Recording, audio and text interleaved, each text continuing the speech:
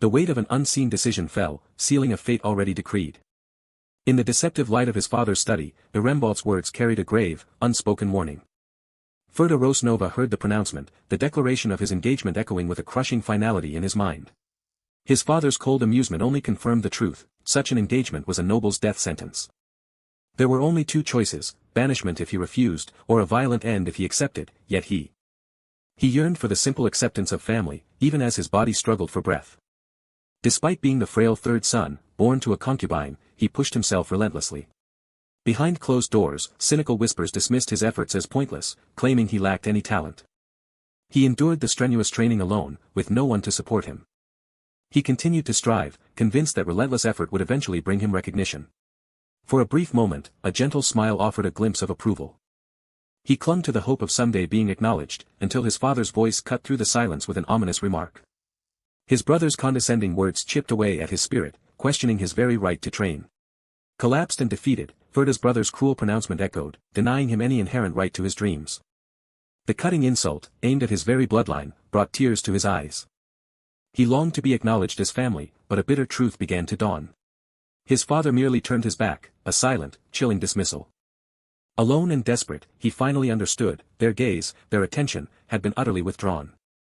With newfound resolve, Ferda declared his intention to leave the family. Irembolt's calm acceptance was colder than any anger. The heavy clang of the gates sealed his departure from a place he once called home. A final, cutting pronouncement affirmed he was no longer a Rosnova. He reflected on his father's indifference, knowing how tirelessly he had striven. Hatred flared, a dark resolve hardening within him, vowing never to forgive. A deep, resonant power began to swirl.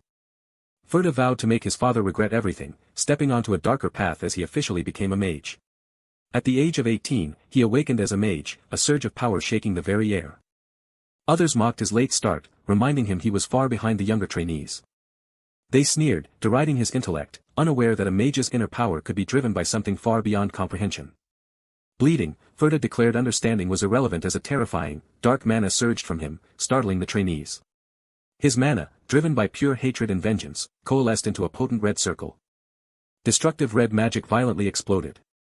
Empowered by hatred, he grew stronger with every step, menacingly walking over his defeated foes. Ferda brought ruin to his former home, the Rosnova family, manipulating servants who had once insulted him to turn on each other, amidst horrified screams. He orchestrated the downfall of his eldest and second brothers, turning their hatred against each other until both were destroyed. Finally, he stood before the father with whom he bore the deepest rift, who now begged for death amidst the ruin. Ferda forced his broken father to witness the hell he had created, the ruins of the proud Rosnova family, until Irembolt completely shattered. Everything connected to the Rosnova family vanished, their legacy consumed by an ominous, echoing power. A quiet sigh escaped Ferda, an unsettling calm after the storm of his vengeance. But the destructive satisfaction was fleeting, it wasn't enough. His unyielding hatred and anger spread like a plague across the continent, drawing the swords of countless powerful figures to challenge him. As his challengers condemned him as the enemy of the continent, vowing judgment, Ferda stood unmoved by their fury. Yet he survived, once again, standing victorious and ascending to the 8th circle, the highest realm a human could achieve. Now a great mage, he understood the festering resentment he left behind, knowing they would pursue revenge just as he had.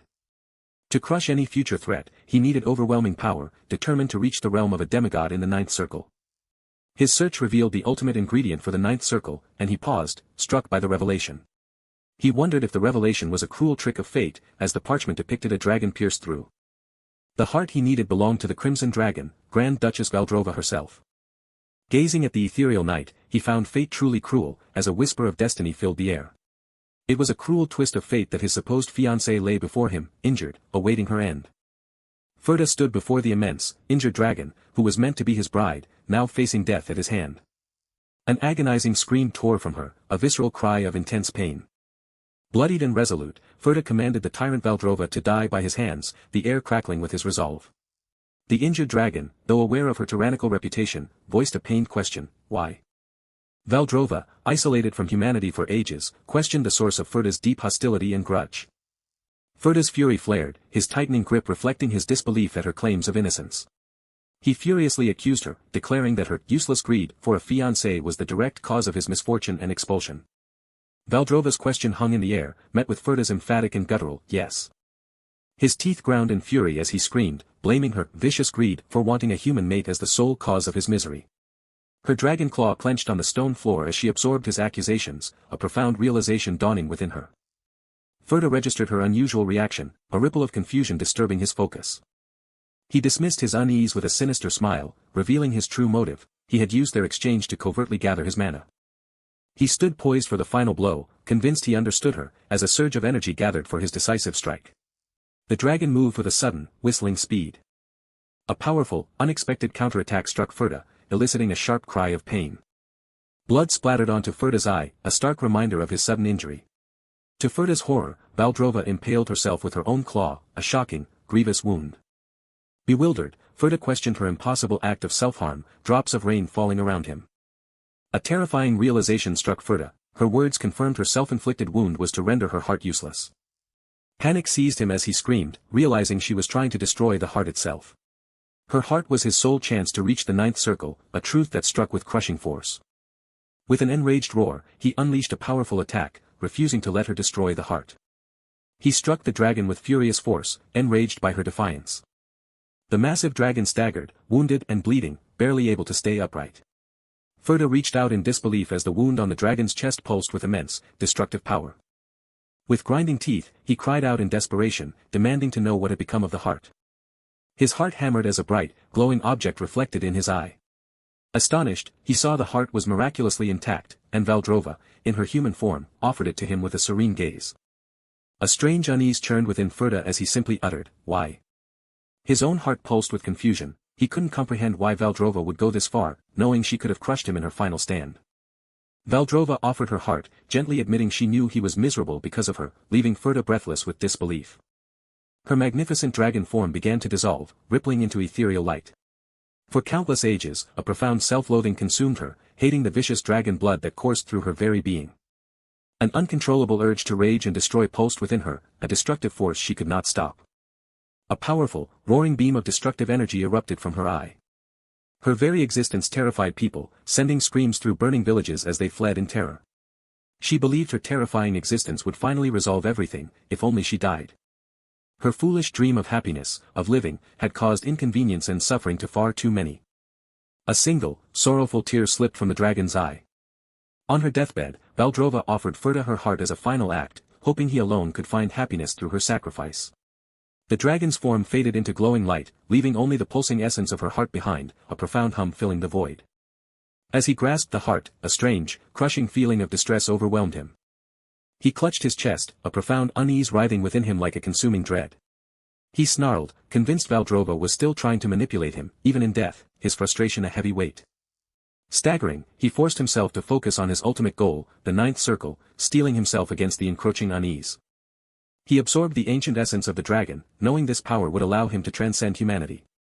He felt himself begin to transcend, a soft immersion into something more than human. He was reborn, enveloped in blinding golden light, ascending to the power of a demigod. A massive, reverberating explosion of power shattered his surroundings. He found himself a glowing, featureless form, utterly bewildered by his state.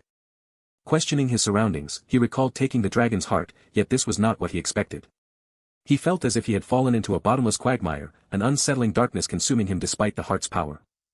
He sensed a massive, all-consuming emotion, profoundly recognizing it as Valdrova's own.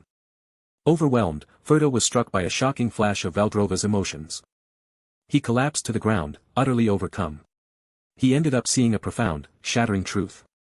He saw a deep, ancient despair far beyond his own, a lovely solitude that had tried to embrace the world until her final breath. His own anger and hatred, he realized, had tragically ended such a life. His rage now seemed incredibly trivial, and he wept, asking himself what terrible thing he had truly done. In his ethereal state, he looked back at a warm vision of his younger self, questioning what he had so desperately desired.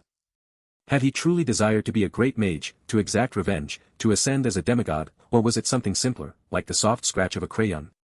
No, his true, simple desire had merely been to build a family. His small hands illustrated his dream, a simple, peaceful life with a family.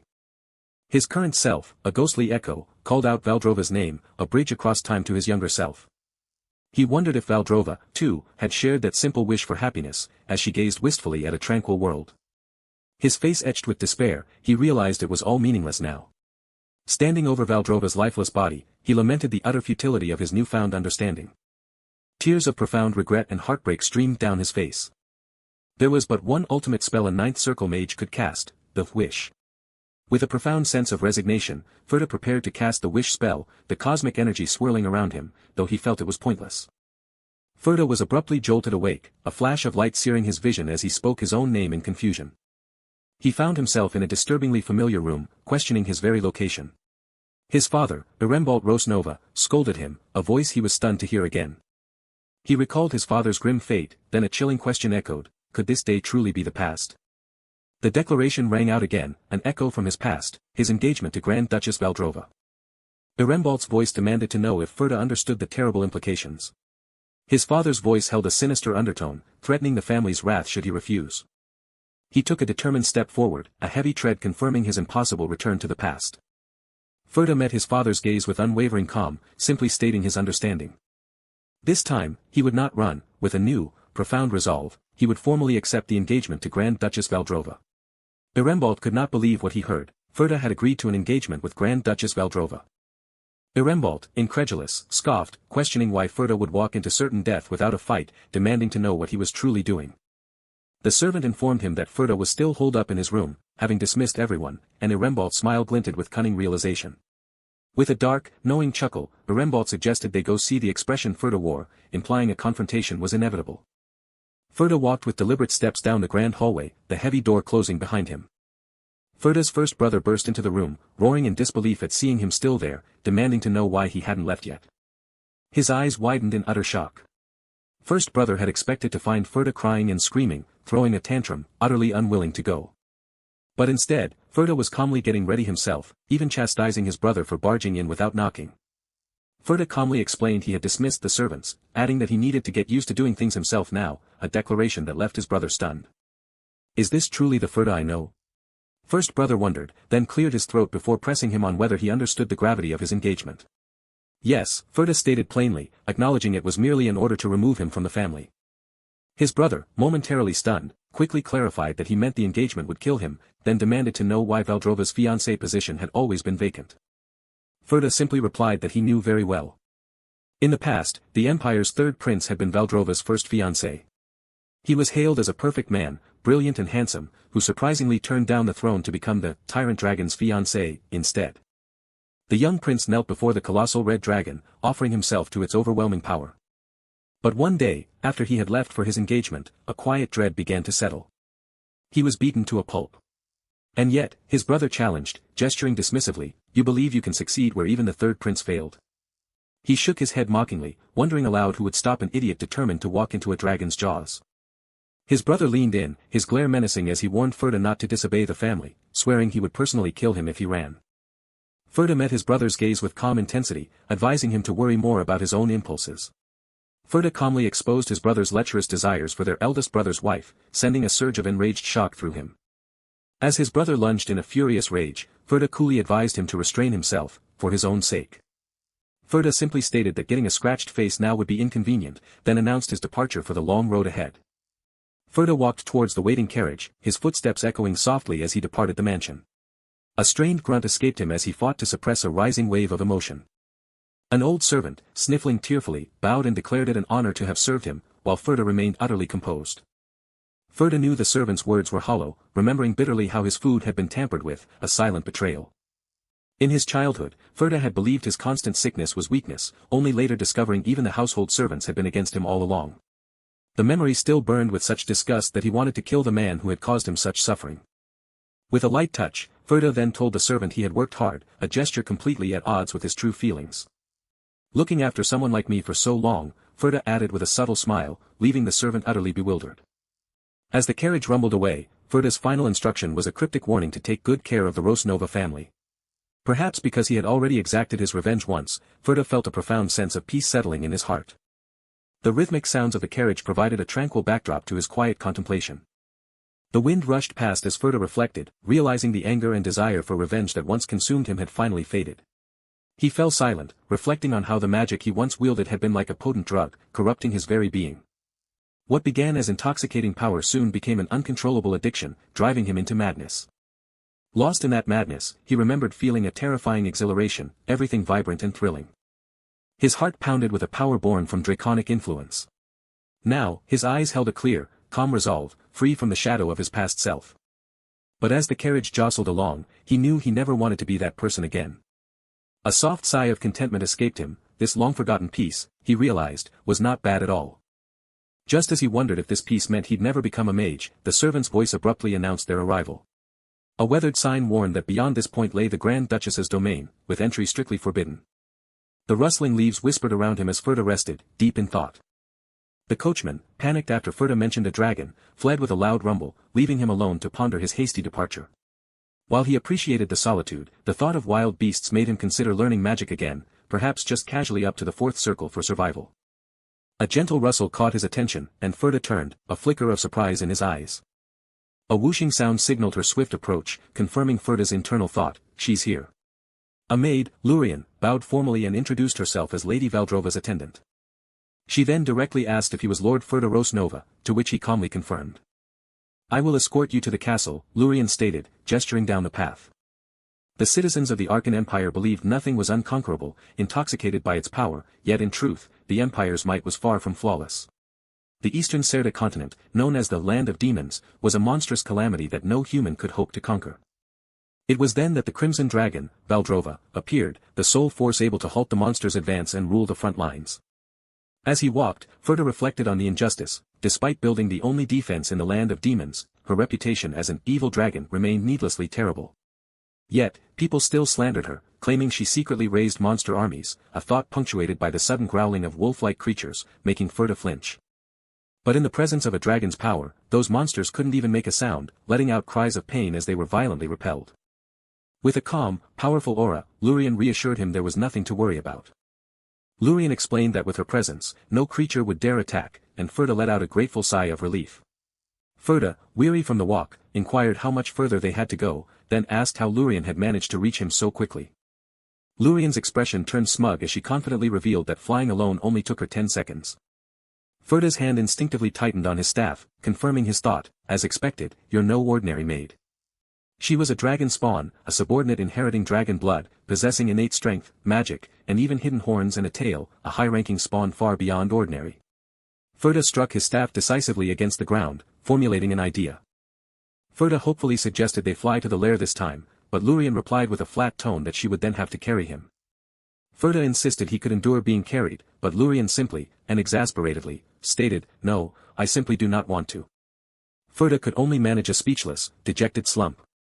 Ferda conceded that a rest might be helpful, but Lurian immediately cut him off, insisting they hurry because her master was waiting. Ferda could only manage a wry, exhausted smile. Indeed, the journey to be married was proving to be anything but easy. A soft knock echoed through the silence. Lurian, standing before a massive, imposing metal door, announced Ferda's arrival to her master. Ferda could feel an immense pressure radiating from beyond the door, a shimmering aura that he recognized as intensely draconic. Lurian warned him not to step forward, stating she would deliver her master's message, leaving Ferda surprised that he couldn't speak directly. Lurian's eye flashed with a powerful, scornful energy, internally scoffing at Ferda's audacity, but he simply understood and told her to proceed. A moment later, Lurian cleared her throat and composed herself, ready to deliver Grand Duchess Valdrova's message. Through Lurian, Grand Duchess Valdrova's majestic voice commended Ferda for coming, knowing full well her terrible reputation, despite being forced by the Arkan Empire's decree. However, she had no intention of being forced into this engagement, and commanded him to return from whence he came. She's sending me back, after I came all this way as her fiancé.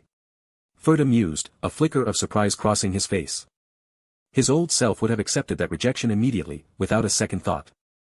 But the Ferda of now was different. This bond may have begun as a command, but he stood there of his own free will. I do not wish to return, Ferda firmly declared, I wish to proceed with the engagement, leaving Lurian utterly shocked. Valdrova remained silent, but Ferda pressed Lurian to convey his message, to which she reluctantly agreed. Gold coins cascaded like a glittering waterfall from a sack. Valdrova acknowledged the will that brought him there, offering him immense wealth if returning would cause him difficulty. Her voice, echoing through the chamber, commanded him to take the wealth and establish a new home for himself far from her. Standing upon the shimmering gold, Ferda resolutely declared he had no interest in power or wealth. With a deliberate gesture, Ferda began to state his true purpose. Kneeling before her ethereal form, Ferda declared his sole interest was in their engagement, a dramatic flourish of conviction. Valdrova remained silent, but Lurien allowed a slight, surprised smile to escape. Lurien's frustration erupted in a powerful, resounding strike through the air. Valdrova's voice, cold and final, reissued the command through Lurien. She would waste no more breath, and he was to leave at once. Ferda calmly noted the brevity of the Duchess's message, but Lurien cut him off, stating she spoke her own will as attendant, and threatened him if he refused to leave. With a tearing roar and a burst of green energy, Lurien transformed, her true dragon spawn power unleashed. Overwhelmed, Ferda gasped, recognizing the crushing force as true dragon fear. A whoosh of power knocked him to the ground as Lurien scornfully declared mortals like him were trash, filled only with ambition and disrespect for her lady. Panting, Ferda finally understood, this was why the third prince had died. The third prince's mind had been consumed with forming a marriage pact, intent on using Lady Valdrova for his own selfish gain. How he believed such shameless intentions would remain undiscovered was beyond comprehension. The third prince truly had been arrogant, a thought punctuated by Lurien taking a decisive step forward. With a roar of power, Lurien slammed him to the ground, declaring him no different from the previous pretender. Lurien snarled, demanding if he wished to die like the third prince, as Ferda coughed and struggled for breath beneath her power.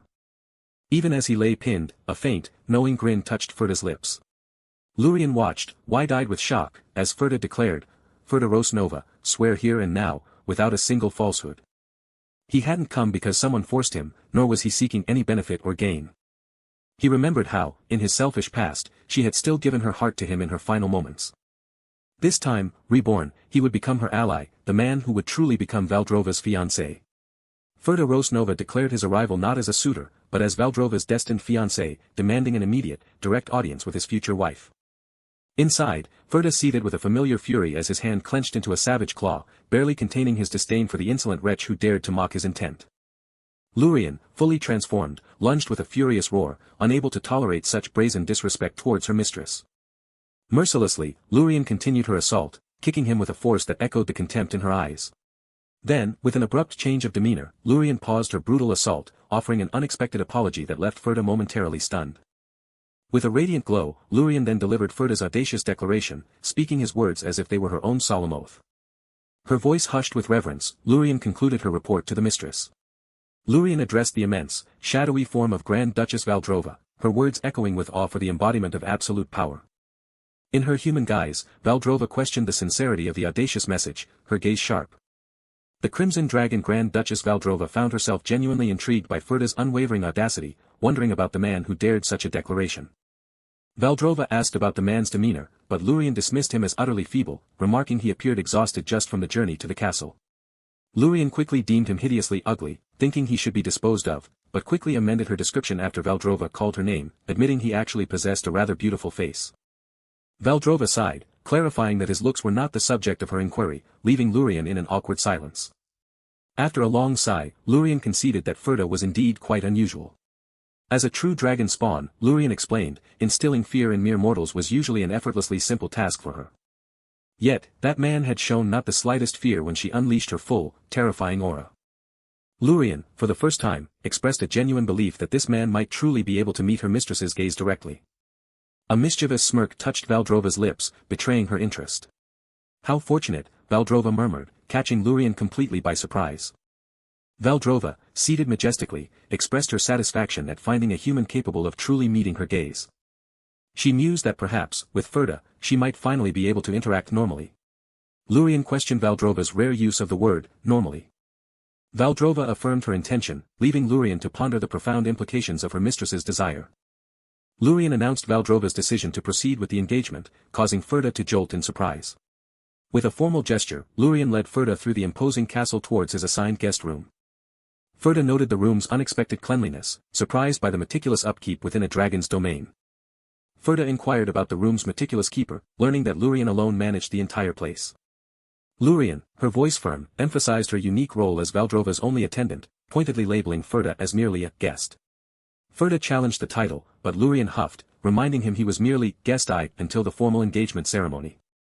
Ferda chuckled, mentally comparing Lurien to a loyal guard dog, before asking when the engagement ceremony would take place, to which she curtly replied, in 1 month. Lurien explained the ceremony would be a private affair held within the ominous depths of the dragon's lair, involving only Valdrova, herself, and Ferda. I see, Ferda responded, a confident smirk playing on his lips as Lurien watched him with wary eyes. Ferda thought to himself that a single month would be more than enough time for what he needed to accomplish. Lurien watched him, her silence heavy with suspicion. Lurien abruptly challenged him, declaring the upcoming month as a crucial deadline for him to prove his worthiness for the engagement. She firmly asserted that Valdrova's partner must hold an equal status, giving him precisely 1 month to demonstrate it. Lurien challenged him directly, demanding he prove his true qualification to be Valdrova's fiancé. Ferda's lips twisted in annoyance, realizing that even marriage came with unexpected, arduous trials. When Ferda questioned if this challenge was Valdrova's will, Lurien staunchly corrected him, declaring it entirely her own decision, much to his surprise. Lurien explained that while her mistress was soft-hearted and might overlook his shortcomings, she herself could not. She demanded he prove that even with his current weak body, he possessed true potential. Lurien warned him gravely, failure would mean he would never be truly recognized as the Grand Duchess's consort, regardless of any formal title. Ferda hummed thoughtfully, taking in the full weight of the challenge. He realized Valdrova had always kept a truly good and loyal person by her side. Even if she disliked him, Lurien's unwavering loyalty to her mistress drove her to ensure he understood the exact requirements of a consort. Yet, a haunting question lingered, why was such a loyal guardian nowhere to be seen during Valdrova's final moments? Ferda accepted the challenge, asking if he needed to become an emperor, to which Lurien replied he only needed to be beyond reproach by any other great being. He thought sarcastically that it was easy for her to say, as she was essentially demanding he surpass an emperor in potential. With a confident smirk, Ferda declared that he understood. Lurien's suspicion deepened, wondering why he remained so unnervingly relaxed in the face of such a formidable task. Lurien angrily questioned if he underestimated dragons or was simply foolish, but Ferda calmly responded that it was neither. Ferda assured her not to worry, promising he would demonstrate enough ability to convince her within the single month given. Lurien stared, perplexed, wondering about the mysterious source of the human's unwavering confidence. Moonlight bathed the Gothic castle, casting long, ethereal shadows. Prove my potential, Ferda mused, acknowledging his current total lack of abilities.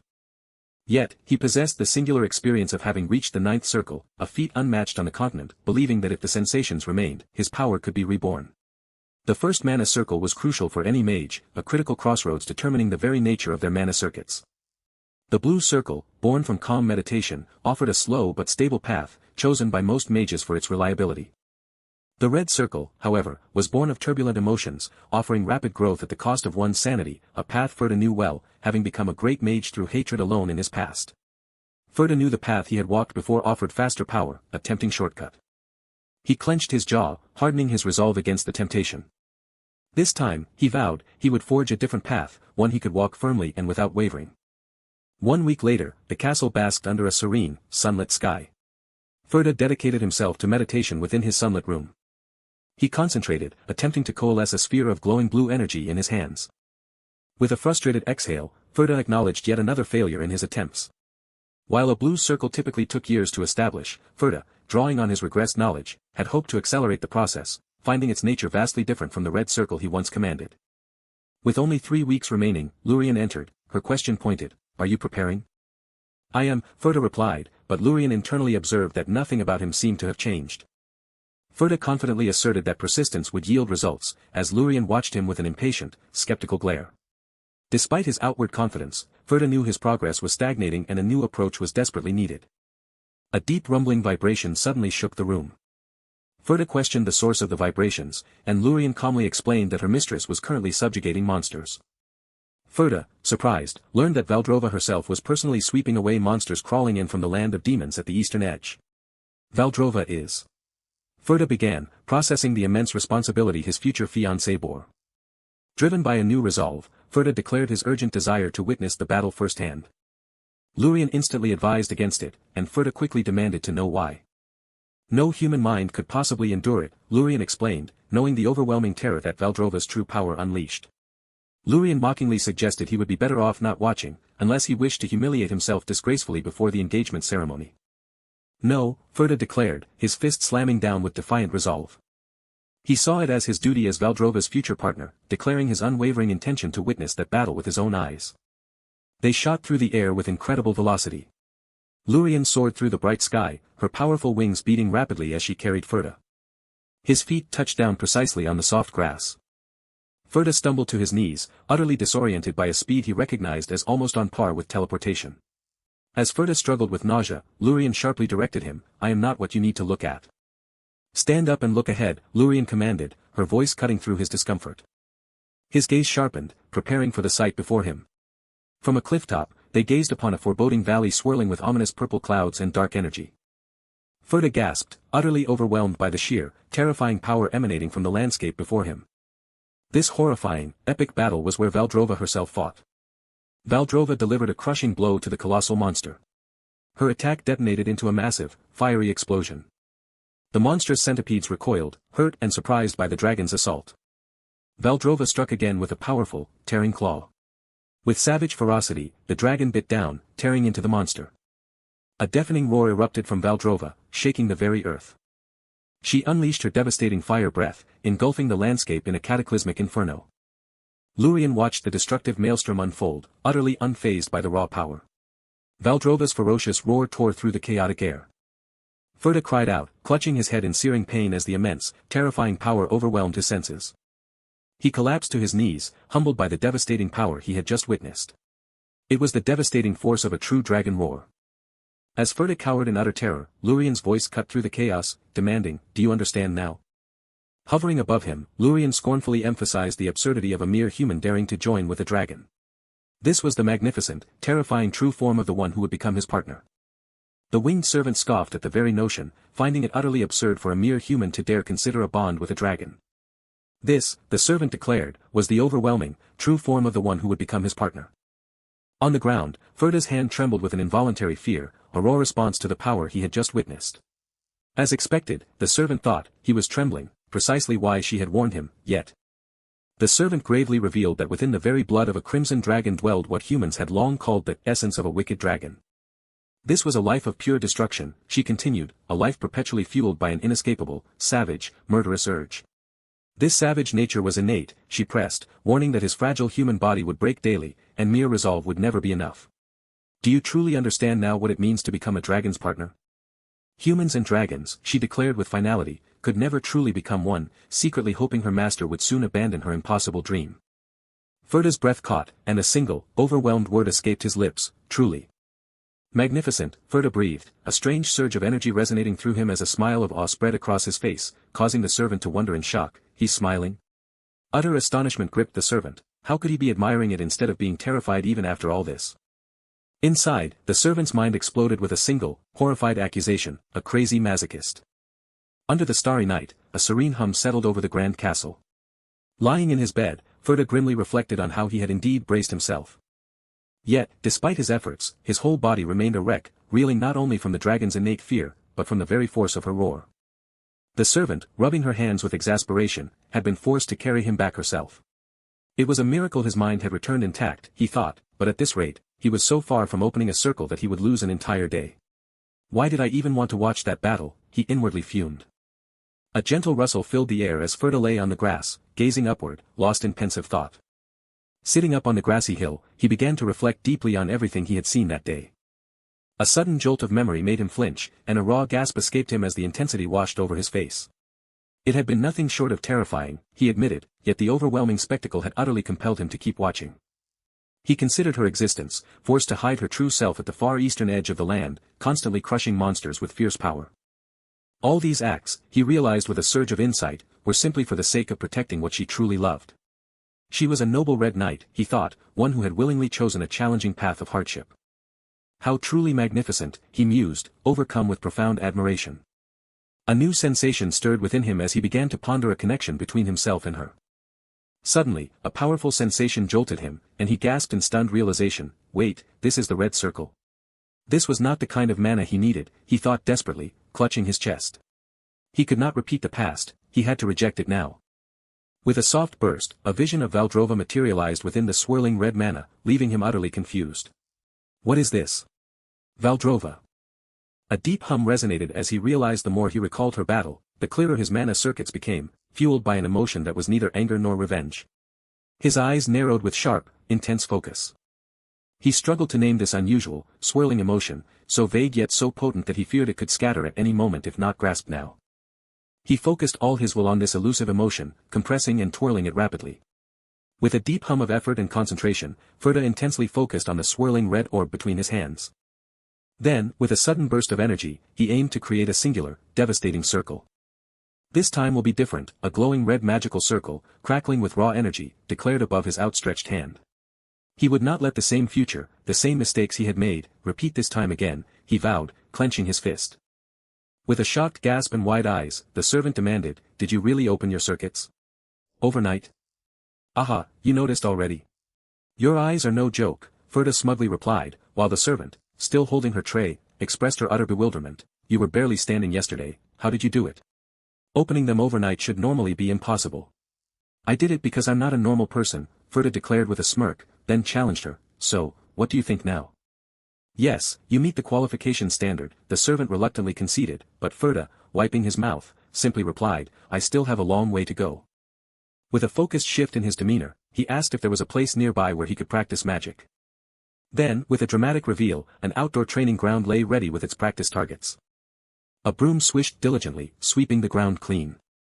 "I made a training ground as you requested," the servant proudly declared with a flourish. "Excellent," Ferda declared, clapping his hands in admiration, noting that this was precisely what he expected from Valdrova's sole attendant, who had built a fully equipped practice field by herself in half a day. The servant, however, had a question. "What you requested wasn't expensive magic tools, but only practice targets. What exactly are you planning to practice?" Ferda explained he needed to practice controlling mana more efficiently, otherwise he was just wasting it. With a puzzled head tilt, the servant asked, "Why do you think that's the case? Does that not happen to dragons?" "No, it sounds as if you're saying you need training to breathe." A sharp, indignant tone entered her voice as she warned that other dragon spawn would call his idea primitive. "Does my behavior look primitive to you, too? I am also a dragon spawn." Ferda remained silent, his expression thoughtful. As Ferda walked away, his footsteps fading, he wondered how those born gifted could ever understand human effort. When the servant then asked to watch, he wryly replied, "If you want to watch a breathing practice." With a firm step and a determined expression, he turned his focus entirely inward. The foundation of mana control, as taught by the Blue Circle's method, was rooted in unwavering stability. His own circle, however, was red, demanding he both stir his emotions and control them simultaneously. Only by overcoming that contradiction did power finally open a path. It had once taken him a full year to draw mana up from the violent current. Another year was required to condense it into a sphere, recreating the mana bullet his past self had manifested through blood, sweat, and immense effort. Now, with a soft hum, it took just 2 minutes. A mana sphere without even a sweat, the servant gasped in utter astonishment. He succeeded in controlling his mana on his very first training. With a soft buzzing, Ferda confidently demonstrated his mastery, as 3 perfectly formed red mana spheres circled his hand. "Fire," Ferda commanded, and with a swift motion, the mana spheres shot towards their targets. The mana spheres impacted the target with a searing, explosive crackle. The mana shot detonated in a powerful explosion, showcasing his precise control. As expected, Ferda remarked with a smug grin and a clap, "It didn't kill me." The servant remained silent, her expression unreadable as she processed the impossible feat she had just witnessed. "That concludes my report on Lord Ferda," Luri stated, and Grand Duchess Valdrova responded, "I see, well done, Luri. He awakened as a mage not long after arriving here. However, Grand Duchess Valdrova mused, I do not quite know how impressive that is. You know the outside world better, Luri, so how did that man, truly look to you?" Luri explained with a thoughtful hum that from the very start, he had been perfect, without a single mistake, and that was precisely what made him suspicious and dangerous. Why is that?" Grand Duchess Valdrova inquired. "Because there is no way a human could reach that level without making a single mistake," Luri explained, her frustration bubbling over. "He must be hiding something, like being a pervert who enjoys pain." Grand Duchess Valdrova chuckled, teasing, "Luri, for you to acknowledge a human to that extent, the more you talk about him, the more astonishing he must actually be." Luri, looking resigned, admitted, "I hate to admit it, but yes, that is the case." "Do not worry," Grand Duchess Valdrova said serenely, recalling his words of pure intentions. "I shall try placing my trust in him." Luri's face clouded with worry, remembering how much her lady had already been hurt by humans. Now that her lady had finally opened up her heart, Luri resolved, she must make sure it didn't happen again, wishing she could only probe that man's true intentions. "My lady, while we have the chance," Luri proposed, her voice suddenly urgent, "what would you think of entrusting that to him?" "By that, you mean?" Grand Duchess Valdrova inquired, her voice hushed with curiosity. With a clear, ringing announcement, the servant declared, "Lord Ferda Rosnova is entering," as he stood confidently in the grand, welcoming hall. The assembled lords of the Eastern Front murmured in surprise, unaccustomed to such a sudden summons from the Grand Duchess. Amidst concerns over monster attacks, whispers spread about the true purpose of the gathering, the arrival of the Grand Duchess's recently chosen fiancé, a revelation that struck some with utter surprise. The lords scoffed, wondering if anyone truly believed the engagement was more than a formality, especially upon learning the fiancé was merely the young third master of the Rosnova family. They openly mocked him, calling the new fiancé an 18-year-old brat and a defective product, unfit even to wield a sword, an insult to the noble Rosnova name. An older, blindfolded lord simply dismissed the fiancé, declaring him unworthy of their concern as his tenure would surely be brief. Lord Count Ulvera Concilius confidently predicted the fiancé's eventual downfall, a sentiment echoed by the other lords. A booming voice announced Lord Ferda Rosnova's entrance, pulling all attention to the opening doors. Ferda Rosnova strode forward with a serious, unyielding expression, ready to face whatever awaited him. Ferda questioned the immediate need to meet the lords, prompting the servant to begin explaining the formidable history behind the Grand Duchess Valdrova's name. Ferda confirmed his understanding as the servant revealed the true terror of Godwin, the Black Dragon, a root of evil linked to the birth of the Demon King. It was Valdrova, in her Crimson Dragon form, who alone ended the Black Dragon Godwin's reign of terror. For that monumental achievement, the Empire had granted her both her title and vast territory, meaning Ferda, as her husband, would need to manage the Eastern Front's lands and its lords. The servant clarified Ferda's role, managing internal affairs while Valdrova handled external threats, prompting Ferda to sarcastically wonder if he was to be the lady of the house. He suspected Valdrova was testing him, still holding back her trust, yet Ferda resolved to meet the lords regardless. Standing tall before them, Ferda introduced himself as the future husband of Grand Duchess Valdrova, promising a serious discussion to follow. With a piercing gaze, he challenged them directly, asking how they wished to be treated. The lords immediately recognized his formidable presence, sensing that with his very first words, he intended to establish a new pecking order among them. A sly smile played on one lord's lips as he responded, asserting their loyalty only to the Grand Duchess herself. The bald, white-bearded lord acknowledged the need for respect toward Valdrova's future husband, but his tone instantly shifted to a challenging, however. He proudly declared that the assembled lords had served the Empire with loyalty since before Ferda's birth, directly challenging his standing. The lord questioned whether Ferda, as consort, should not in turn show them the appropriate courtesy, a sentiment met with immediate agreement from the others. Ferda's eyes narrowed, cutting through their veiled resistance to demand a direct answer to his single, original question. The bald lord, momentarily stunned, finally conceded that the consort held the right to speak down to them, a response Ferda calmly acknowledged as helpful. Ferda declared his intention not to directly interfere with their territories, but then subtly provoked them by mentioning the choice between benevolent rule and exploitation.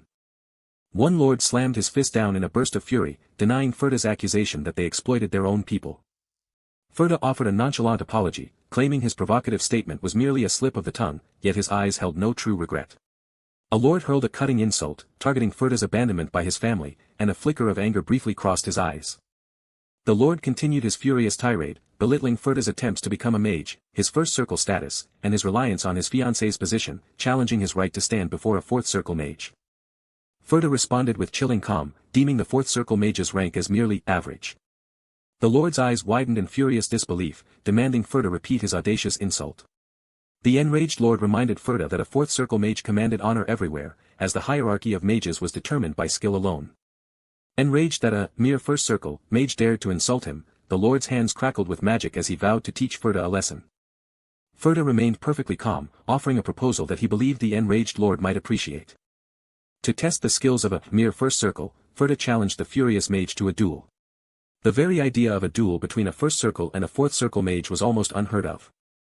The other lords dismissed the duel as having an obvious outcome, while the servant, with a hint of calculation, wondered if this could finally establish Ferda's authority. The servant silently worried whether Thessalos, the fourth circle mage, would hold back in the slightest against Ferda. Ferda Rosnova and Thessalos stood opposite each other, ready to begin their fateful duel. Ferda calmly asked Thessalos to declare which magic he intended to use. Thessalos bristled, taking offense at Ferda's rude demand to reveal his magic. Smirking, Thessalos then condescendingly offered Ferda a chance to forfeit the duel, implying fear had already set in. With an air of absolute confidence, Thessalos announced his intention to use the fourth-tier magic, Magic Blast. The spectators gasped in alarm, recognizing Magic Blast as a devastating spell specialized for pure destruction, wondering if Ferda could even survive its impact. Ferda simply acknowledged Thessalos' choice, then calmly revealed that the only magic he himself could use was Mana Shot. Thessalos scoffed at the mention of such a basic spell, but Ferda's thoughts held no doubt of his own victory. Furta tapped his chest, a confident glint in his eye, stating he happened to know quite a lot. Thessalos, enraged by Furta's insolence, intensified the magical energy swirling around his hands. Thessalos roared his intent to make Furta vanish without a trace, as his intricate magic circle pulsed with destructive power. Furta calmly observed Thessalos's raw killing intent, noting the deliberate increase in magical output and deducing that Thessalos, like himself, must possess a rare red circle. As Thessalos's devastating red orbs rushed forward, Furta's only thought was, what a pity. Thessalos's eyes widened in profound shock as his powerful spell mysteriously faltered. Furta stood, red energy emanating from his hands, knowing the match had already been decided. A powerful defensive magic erupted from the arena floor, shattering Thessalos's attack with brilliant red energy. Thessalos found himself disoriented, caught in the swirling red energy as his attack was utterly neutralized. Furta had not aimed for Thessalos directly, but instead precisely for the magic circle, just before its completion. Thessalos's magic circle fractured further, dissolving into chaotic bursts of red and purple energy. Thessalos stared in disbelief at his shattered magic circle, realizing Furta had destroyed the very foundation of his spell. Thessalos lay defeated on the ground, leaving all to wonder if such overwhelming power truly belonged to a mere first circle mage. Thessalos's mind reeled, even he, a fourth circle mage, lacked the technique to destroy an opponent's magic circle. Thessalos's hand twitched on the ground, residual magic still sparking from his utterly defeated form. Thessalos knelt, his chest heaving with deep, ragged breaths. Panting and sweating, Thessalos choked out his disbelief at having lost so completely. Furta stood over the defeated Thessalos, calmly asking if he would concede. Thessalos looked up at Furta, a single word hanging on his lips. Despite his crushing defeat, Thessalos's gaze hardened with a renewed desire to become stronger. Thessalos formally admitted defeat, then declared his unwavering commitment to doing anything to gain greater strength. The lords murmured in disbelief and whispered wild theories about dragon interference, prompting the servant to menacingly suggest they pluck out their useless eyes, if they could not believe what they had seen. Thessalos expressed his profound admiration for Furta's caliber, and Furta, in turn, graciously praised Thessalos's outstanding magic, declaring himself reassured by the strength of the eastern forces. Thessalos chuckled, pleased by Furta's recognition, then offhandedly mentioned his demotion from the capital, a detail that subtly surprised Furta. Intrigued by the mention of a demotion, Furta asked for his name, and the mage introduced himself as Thessalos Vulture. The name resonated with Furta, he remembered it now, and with a keen gaze, he asked if Thessalos knew him. Thessalos confirmed he knew Furta, declaring him his past benefactor. Thessalos's confused question was cut short as Furta abruptly pointed a finger directly at his forehead. With ruthless efficiency, Furta unleashed a powerful mana shot. Thessalos screamed in agony as the devastating mana shot struck him. The assembled lords reacted with gasps of horror and terror. Furta stood calmly over the vanquished Thessalos, who lay utterly defeated on the ground. With cold resolve, Furta declared that he could not allow Thessalos to live, believing his continued existence would only bring despair to his fiancé. The heavy silence after the challenger's fall amplified the lord's horror, a palpable tension filling the grand arena. Furta had indeed killed a noble, the grim truth settling over the scene with chilling finality. A collective dread seized the assembled lords, their faces frozen in disbelief at the unprecedented act. The true horror wasn't just the death, but that the duel had ended, transforming the act into an undeniable murder of a noble. Yet in the face of such ruthless power, who among them would dare to challenge Furta now? Furta casually approached the flinching lords, questioning their fear as they shifted nervously, dismissing the still form of Thessalos. Furta dismissed the slain noble's life, coldly declaring that Thessalos deserved death and his survival would have only grieved the Grand Duchess, which shocked the white-bearded lord. The white-bearded lord, bewildered, pressed Furta, pointing out he had only just met them and Thessalos, how could such a personal connection exist? Furta simply stated that Grand Duchess Valdrova desired the happiness of all humans. He continued, justifying Thessalos's demise by asserting that he had defied the wishes of Valdrova, the merciful Grand Duchess who fought for humanity. Furta casually claimed his knowledge stemmed from the distant future, leaving the lords aghast at the sheer absurdity of his words. Furta, his face resolute, dismissed their skepticism, declaring he cared not for their opinions or actions. The carriage rumbled rapidly along the dirt road, a stark contrast to the glimpse of a wounded dragon's leg. Inside, Furta slumped, clutching his head against a wave of nausea. A throbbing ache pulsed behind his eyes, the after-effects of his recent exertions. He reflected on his unexpected encounter with Thessalos and the immense mana cost of his mana shot, remembering his past self. The rocking carriage only worsened his motion sickness, making him yearn for mana-powered cars that didn't yet exist. His servant dryly observed his actions would undoubtedly impede his engagement, an assessment Furta questioned regarding Thessalos' supposed loyalty. "You can't mean Thessalos?" Ferda asked, disbelieving, as the servant confirmed Thessalos's unexpected loyalty to the Grand Duchess.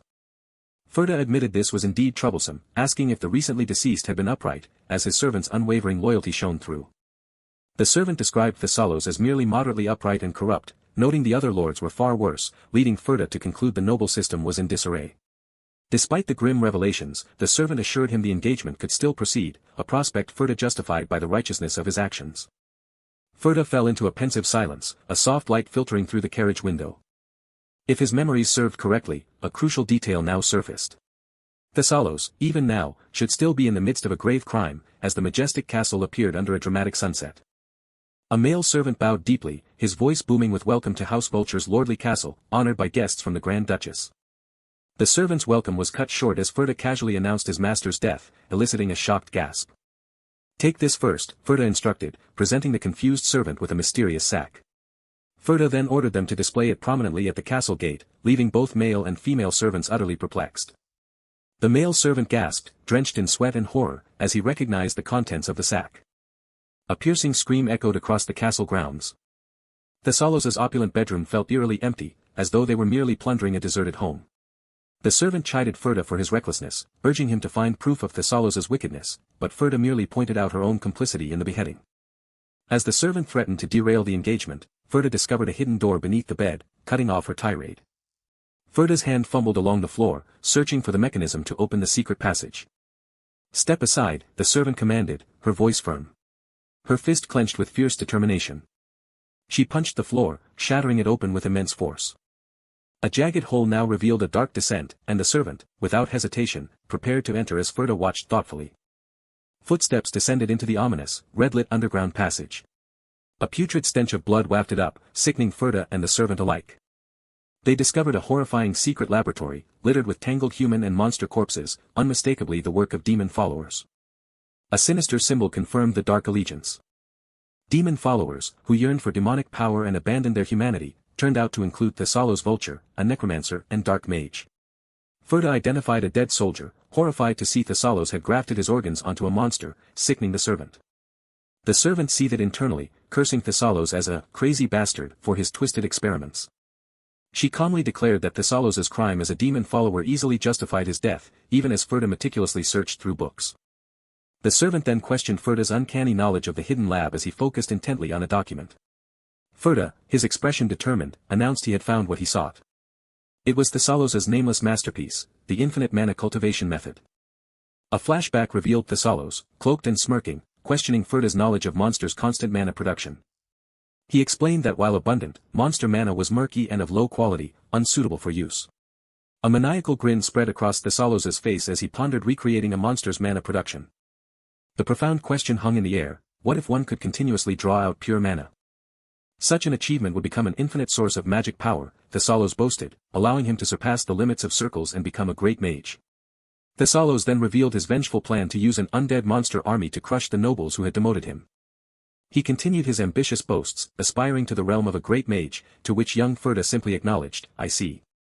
Young Ferda then chillingly declared Thessalos's method would be useful for his own revenge, a red orb glowing ominously.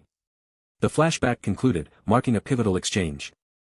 Ferda realized that nameless mana cultivation method was back in his hands, the very secret that allowed his past self to swiftly reach the 8th circle. Studying it would grant him even faster advancement to the 8th circle, yet a darker, corrupted image of his past self loomed behind him, causing him to hesitate. The servant, observing his internal struggle, subtly noted his very human craving for power and assured him that no one would know if he simply stole it.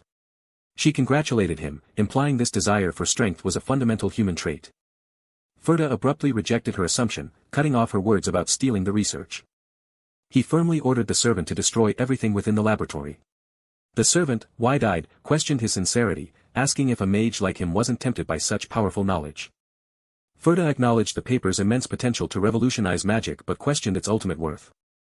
If such powerful magic were to bewitch him and sadden the Grand Duchess, Ferda resolved, it would be better to destroy it completely now. With an intense, unwavering gaze, Ferda asked the servant if she would burn it. The servant paused, then assented, declaring the request was not difficult for her. Vibrant blue flames erupted, consuming the documents in her hands.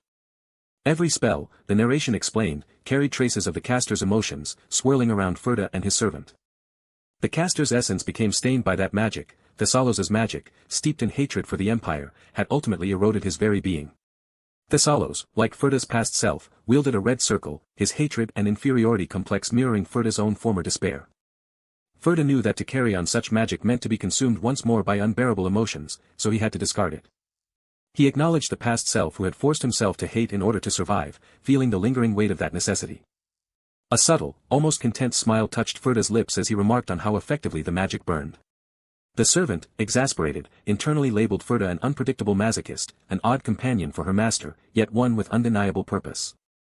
Sighing, she suggested they leave the musty, blood-soaked place behind. They departed the lab, engulfed in a soft blue glow, the servant declaring it would be rude to reek of blood before her master's engagement ceremony. The grand, epic day of the engagement ceremony dawned at Grand Duchess Valdrova's castle. As they walked the grand corridor, the servant inquired if Ferda had finished writing his vows, and he simply replied, "Of course." Ferda mused that holding the ceremony with vows they both wrote themselves made the Grand Duchess quite the romantic. Romantic was a generous term, Ferda scoffed, especially for such a powerful figure to hold her engagement ceremony in a place worse than a stable, a slight that made the servant privately worry for her master's dignity. He reflected on the Grand Duchess's complex feelings, knowing she wanted Valdrova to be happy despite her own discontent, finding it a little unfortunate she had to carry such a contradiction. The servant snapped at him, demanding he not wrinkle the meticulously starched ceremonial outfit, and Ferda, resigned, simply offered that if taking it out on him helped, he supposed it was fine. Ferda then observed that things had been quiet since the last summons and asked about the current state of the Grand Duchess's territory, to which the servant remarked that the lords hadn't looked fit for the front lines, a truth Ferda affirmed. When the lords were first granted autonomy, the situation was acceptable, but with no oversight, they began enriching themselves, suppressing dissent with military force, threatening a major riot at any moment. Ferda, concerned, wondered why the Grand Duchess herself didn't intervene, and the servant explained that a single word from her would make them all prostrate themselves instantly. The servant cryptically added that he would soon understand why Valdrova did not interfere. They proceeded through the grand halls, the path leading them to a chamber illuminated by countless candles. With a heavy thud, the servant instructed Ferda to take a seat and wait. Then, the Grand Duchess Valdrova's voice boomed, announcing the official beginning of the engagement ceremony as massive doors rumbled open. Ferda gasped, feeling the air seeping through the doors crush his entire body with unbearable pressure. He questioned if someone like him was truly allowed to face Valdrova, catching a glimpse of her menacing dragon eye and powerful form through the opening. The servant's solemn voice declared, "Today, the mortal and the immortal become one." She held up a clear decanter, proclaiming that they would join a golden thread that neither the authority of the heavens nor the tempests of time could sever. As the liquid poured into the ceremonial bowl, the servant stated that the mortal would cast off the unknown and wash away fear, thus becoming one. Ferda then drank the ceremonial liquid from the bowl, his eyes closed. He immediately realized this was no ordinary wine, as the dragon's overwhelming presence faded little by little. The servant continued the ritual, declaring that the immortal would erase the futility of endless flow, and thus become one. Suddenly, a table overturned with a jolt, spilling its contents, as Valdrova's leg was seen kicking it in frustration. The servant, annoyed but composed, simply announced that they would proceed again from the beginning. A short while later, as the servant repeated the ritual vows, Ferda, disoriented, questioned what was happening. He thought to himself how many times it had been his turn already, reflecting that this was his first time drinking in this life, and he had already consumed far too much. Feeling the situation might be getting dangerous, Ferda watched as the servant looked towards the slightly open door. The servant silently ground her teeth in intense frustration. She then bowed and excused herself from the ceremony, turning away from Ferda. Ferda remained kneeling, silent and confused, as a subtle disequilibrium settled over him. Suddenly, Grand Duchess Valdrova's enraged voice echoed, scolding her master for hiding and reminding him that she had endured so much because of his insistence on marrying a mortal. With a burst of fury, Valdrova roared, emphasizing all she had endured. Her voice thundered again, demanding to know what that made the fiancé sitting there if he simply hid, causing the massive doors to glow with green energy. Valdrova's voice boomed, ordering him to come out proudly and greet his fiancé, threatening severe consequences if the engagement wine was knocked over one more time. As silence fell, Ferda was left cowering on the ground, covering his head, while the servant stood by. Ferda tentatively asked if the servant had heard that, and she confirmed its intensity, comparing it to a dragon's breath. The servant then explained, with a sigh, that it was necessary to ensure the ceremony proceeded smoothly because Lady Valdrova suffered from social anxiety, a revelation that greatly surprised Ferda. Valdrova was reluctant to deal with humans, the servant continued, which was why she never left her lair except to hunt monsters, a fact Ferda found astonishing. Ferda wondered how the engagement ceremony was supposed to proceed under such circumstances, as a hand subtly slid something across the floor. With a grand reveal, a full suit of ornate armor appeared, causing Ferda to exclaim, "Armor." The armored figure then sat down at the ceremonial altar with a series of clanking sounds. Ferda wondered if Valdrova was hiding her face inside, musing on the reputed wondrous beauty of a dragon's polymorphed form. He inwardly thought the armor made her look more like she was about to march onto a battlefield, as the servant formally announced the ceremony would resume. The servant then recited the ceremonial vows once more, declaring that the mortal would cast off the unknown and wash away fear, and the immortal would erase the futility of endless flow, thus becoming one. The servant poured the ceremonial liquid into the bowl held by the armored Valdrova. Valdrova prepared to drink, causing Ferda to watch with a subtle jolt of surprise. With a soft click, Valdrova tilted her armored head, beginning to drink from the ceremonial bowl. Ferda's heart pounded as he watched. Valdrova continued to drink the ceremonial liquid, then slowly lifted her armored head. The lower part of Valdrova's face was momentarily revealed from within the helmet, showing a gentle, subtle smile. Ferda's eye widened dramatically, reflecting the sudden light and emotion. He reflected that his primal fear had vanished, wondering if he had drunk too much engagement wine, and recognized that Valdrova had prepared so much for an ordinary human. With a soft sigh of readiness, Ferda prepared himself as the servant announced the next step, reading the vows they had written to one another. As he began to read, Ferda reflected that these words were now meaningless since he had returned to the past, yet he continued. He spoke, telling Valdrova that while she might not know much about him, he knew her well, for she had given him her heart. Through that heart, he had learned about her, witnessing her endure countless betrayals and slanders, yet still carry out her duty with noble dignity. Ferda continued, stating that her nobility embraced even those who hated her for no reason, and her unwavering path towards what she wished to love had corrected his own. "So here, in this place, I swear," Ferda declared, holding his vow paper. Just as she had given her heart to him, his vow continued. This time, he vowed, he would offer his heart to her, his sovereign, his everything, with a gentle smile. Then, looking at Valdrova with a slight flush, Ferda added an unscripted thought, beginning with, "And this, was not written in the vow, but..." He proclaimed that he was deeply honored to be engaged to such a beauty, causing Valdrova to appear surprised and the servant to weep tears of joy. The servant then prompted the bride-to-be to read her vows, but when Valdrova remained silent, the servant grew worried. With a sudden, explosive force, the armored Valdrova rose in anger, stomping the ground, startling both Ferda and the servant. The armored Grand Duchess abruptly turned her back on Ferda, leaving him looking shocked. She walked away from the altar, her heavy steps echoing as she moved towards the massive, half-open doors. With a heavy crash, the massive doors closed, leaving Ferda and the servant in silent bewilderment. The servant then declared the engagement ceremony complete and dismissed Ferda, calling his name when he didn't immediately respond. Ferda, looking serious, hesitantly asked if it would be all right for him to go into seclusion for about 3 days, which elicited a surprised silence from the servant. The servant's face broke into a radiant smile, exclaiming, "As expected of my master." She excitedly praised Ferda for striking down that arrogant man with one blow, seeing his noble bearing as truly worthy of a dragon, convinced he had everything planned, even a hit-and-run strategy she hadn't known about, leaving the initiative firmly in his hands. Ferda, completely surprised by her interpretation, asked, "That wasn't what you intended?" as papers fluttered around him. Valdrova, meanwhile, lay dejectedly in her massive dragon form on the chamber floor, surrounded by the discarded vow papers, revealing how deeply she had looked forward to the engagement ceremony. The desire to recite his vows, as one taking a consort, was a wish Ferda had held, now scattered amidst the papers like lost hopes. The servant, bewildered and slightly worried, pressed him, asking why he hadn't spoken his vows. Ferda's deep insecurity, a profound lack of confidence, had silenced his words. He simply hadn't possessed the courage to meet those eyes and articulate his true feelings.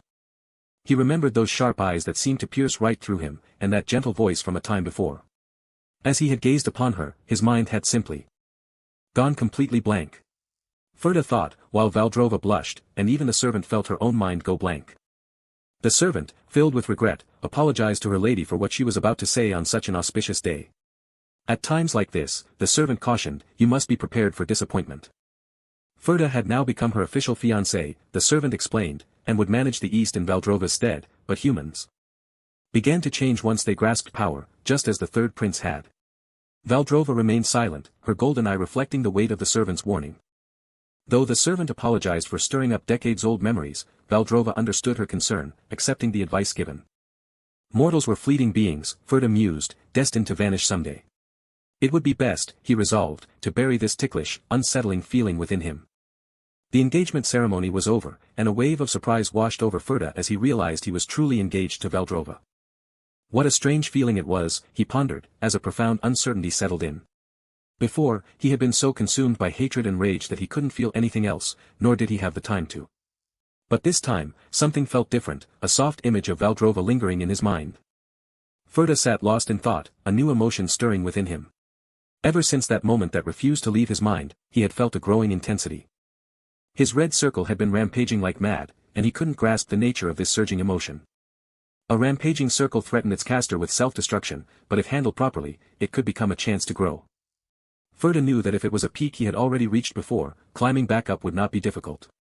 A circle required both mental strength and mana, and as a first circle mage, his current mana reserves were far from enough.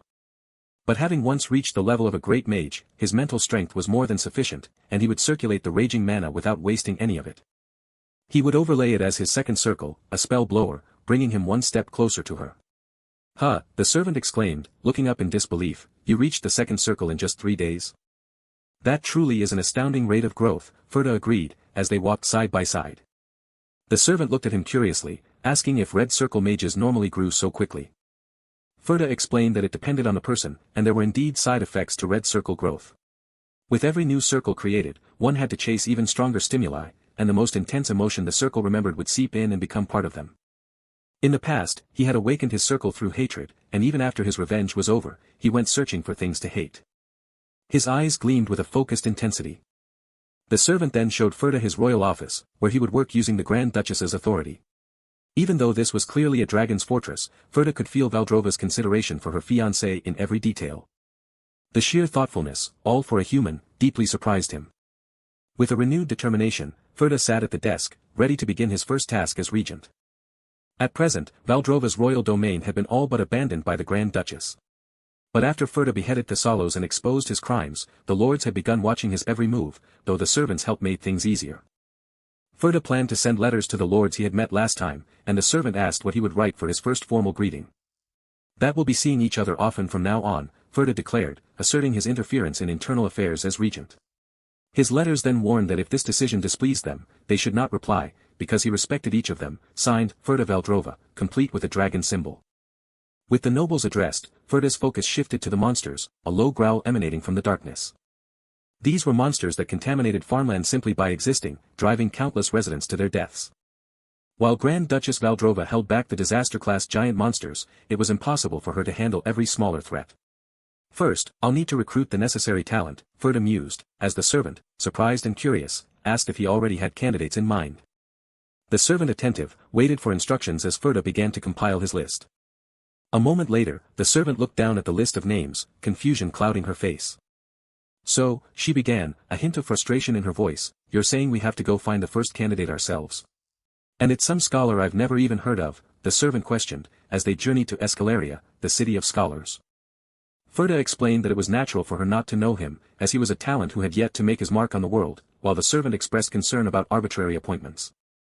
"You didn't just scribble this list together on the spot too, did you?" the servant asked suspiciously, but Ferda confidently assured her it had taken him a long time to gather such information.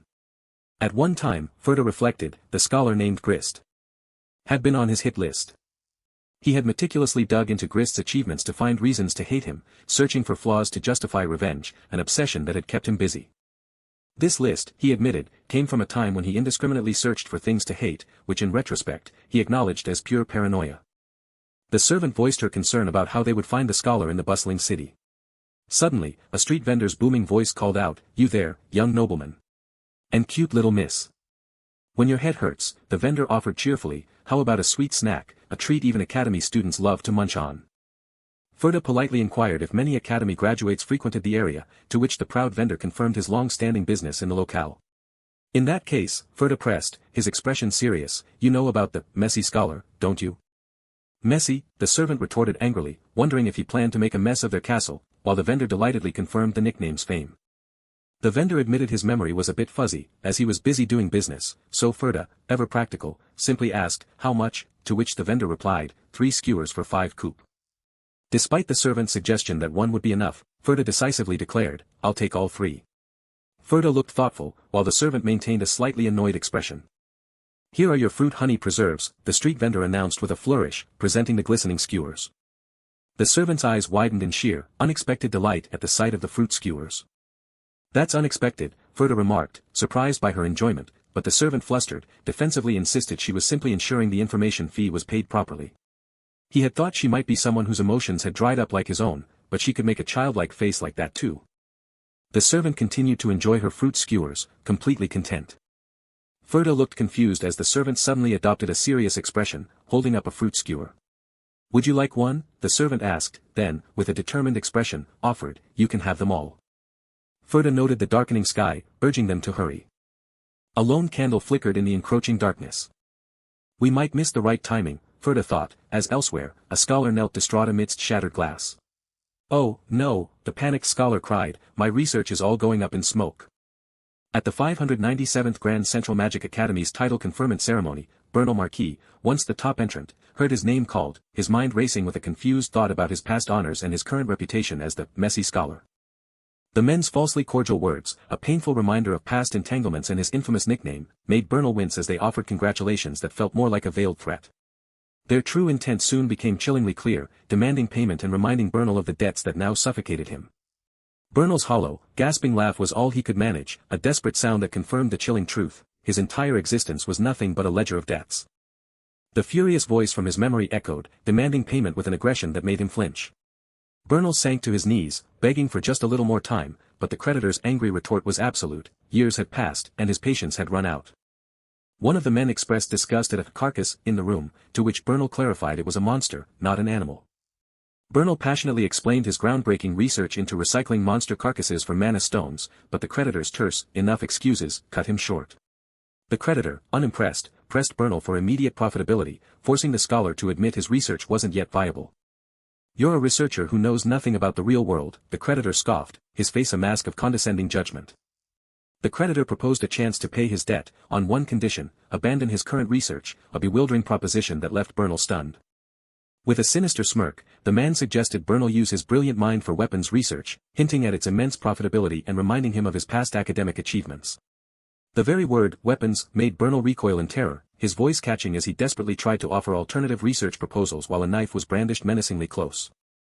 The knife plunged into the ground, a violent punctuation to the unspoken threat, leaving Bernal no room for argument. The creditor's voice hardened, accusing Bernal of being picky and questioning his defiance in the face of such clear intimidation. Bernal, trembling and sweating, struggled internally, trying desperately to voice his refusal despite the crushing fear. "I can't develop weapons," he cried, his voice raw with desperation, begging for any other project. Words had clearly failed, the creditor delivered a brutal blow, silencing Bernal's pleas. The loan sharks brutally beat Bernal, their furious kicks echoing their refusal to lose a single coin, demanding he accept their terms or perish. Bernal, bloodied and tear-streaked, pleaded for them to spare his head, the pain searing through him. He felt the chilling certainty that his life was about to end. Amidst the terror, an unexpected voice cut through the violence. "That's enough," it declared, leaving Bernal wide-eyed in shock. Ferda Rosnova strode confidently forward, having followed the alarming sound straight to the scene of the commotion. Ferda calmly declared that he, too, had business with the main creditor, his composure striking amidst the chaos. The creditor, sizing up Ferda's elegant attire, suspiciously asked if Bernal owed him money as well. "No," Ferda stated simply, unperturbed, as the creditor dismissively told him to wait his turn, implying Bernal would be roughed up further. Ferda's eye gleamed with sharp intensity as he quietly declared that waiting would, in fact, be a problem. Bernal gasped in pain and fear as Ferda ominously stated his true demand, not Bernal's words, but his head. The creditor's surprise was evident as Ferda proposed to settle Bernal's exorbitant debt. "Including interest, it's a whopping 72 golden," the creditor scoffed, challenging Ferda's ability to pay such a sum. "Of course," Ferda calmly affirmed, as his female attendant forcefully dropped a heavy bag of coins onto the floor.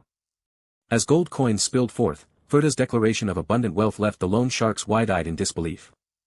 The main creditor, with a sinister smile, acknowledged Bernal's wealthy backer, while Bernal himself remained gasping in distress. Believing the debt settled, the loan shark eagerly reached into the bag of gleaming gold. But Ferda's hand shot out, firmly gripping the loan shark's wrist, stopping him cold. Ferda sternly questioned the loan shark's assumption, reminding him the deal was far from complete. The loan shark protested and cried out in pain as Ferda's attendant tightened her grip, twisting his wrist with surprising force. Ferda reminded them of his initial demand for Bernal's head, then questioned if his now damaged property warranted compensation from them. Calling a person property, the loan shark raged, struggling against the attendant's unexpectedly strong hold, demanding to be released. A sharp crack and an agonizing scream filled the room as the loan shark's hand was violently injured. Ack.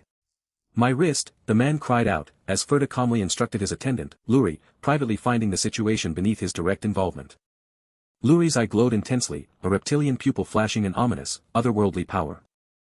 With effortless might, Luri slammed the loan sharks to the ground, their bodies crashing with violent finality. The main creditor lay trembling, his body frozen by an overwhelming, inexplicable pressure as Ferda's footsteps approached, offering two choices. Ferda loomed over the terrified men, offering them a choice: pay a settlement for Bernal's injuries, or suffer the exact same beating, predicting their refusal to lose money would make their choice obvious.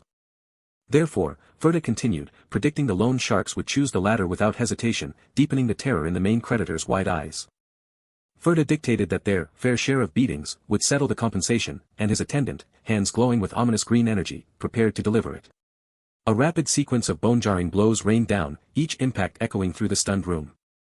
Ferda and Luri watched contentedly as the beaten, whimpering loan sharks were dragged away, their fate a stark warning. Bernal, deeply grateful, profusely thanked Ferda for saving him, wondering how he could ever repay such a favor, a sentiment Ferda met with a pleased, subtle smile. He introduced himself earnestly as Bernal Marquis, the messy scholar, then asked for Ferda's name. Ferda calmly introduced himself as Ferda Valdrova, a revelation that struck Bernal with profound shock and disbelief. Bernal immediately prostrated himself, apologizing for failing to recognize the consort of the Grand Duchess, though Ferda calmly dismissed his concern. Bernal looked up in surprise as Ferda revealed he had come specifically because he had seen Bernal's research. Why you're interested in my research? Bernal stammered, his hope rekindled, as Ferda confirmed his interest in monster carcass utilization, linking it to the monster-infested Far East. Ferda offered unconditional support for Bernal's research at Valdrova Castle, a promise that made Bernal gasp in overjoyed disbelief. Ferda pledged all necessary materials, funds, and facilities, sending Bernal into a jubilant glow, while Luri quietly expressed a whisper of concern to Ferda. Ferda's expression grew serious as he began to state his crucial condition.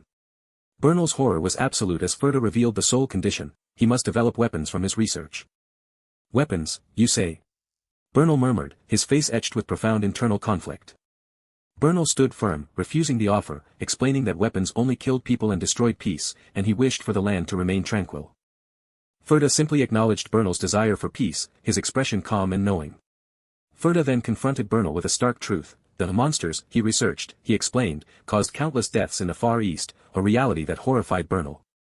Every 3 days, the Grand Duchess faced colossal monsters on the front lines, creatures capable of instantly wiping out a city like Escalaria.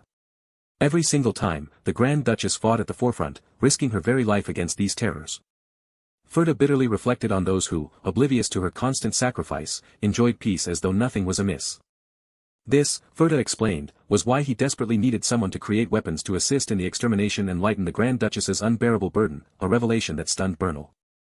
With a dramatic flourish, Ferda presented an appointment letter, revealing that Bernal, despite being mocked by all, was being hired as their chief researcher. Bernal reached out, utterly shocked to see his own name, Bernal Marquis, the Messie, on the appointment letter. Still, Bernal struggled internally, tears welling in his eyes at the moral dilemma of creating weapons with his own hands, though he would one day pioneer the age of magitech. In the future Ferda knew, Bernal would transform into a man who risked war itself to protect peace, standing resolute amidst the ruins. The carriage moved swiftly along the path, but the proposal still lacked a definitive answer. As the servant voiced concern about leaving Bernal behind, Bernal himself spun in anxious contemplation, though Ferda calmly assured them he would join once his thoughts were sorted. Ferda observed the servant's apparent fondness for human snacks, prompting the servant to chew thoughtfully and explain it was merely hunger for the long road still ahead. His focus now shifted, Ferda inquired about their next target, a member of the enigmatic red-eyed race. The red-eyed race, once called the Bane of Mages, were beings whose very gaze could shatter magic circles, hunted to near extinction for their impossible power. Ferda mused on the astounding fact that such a bloodline, long thought eradicated, still existed, yet wondered how they could possibly find someone so adept at hiding, prompting the servant to ask about their travel funds. The servant confirmed their abundant funds, more than enough to fill an entire carriage, which Ferda deemed sufficient for a detour through Halim. The servant's eyes widened in dawning surprise, the very name, Halim, struck a chord of recognition.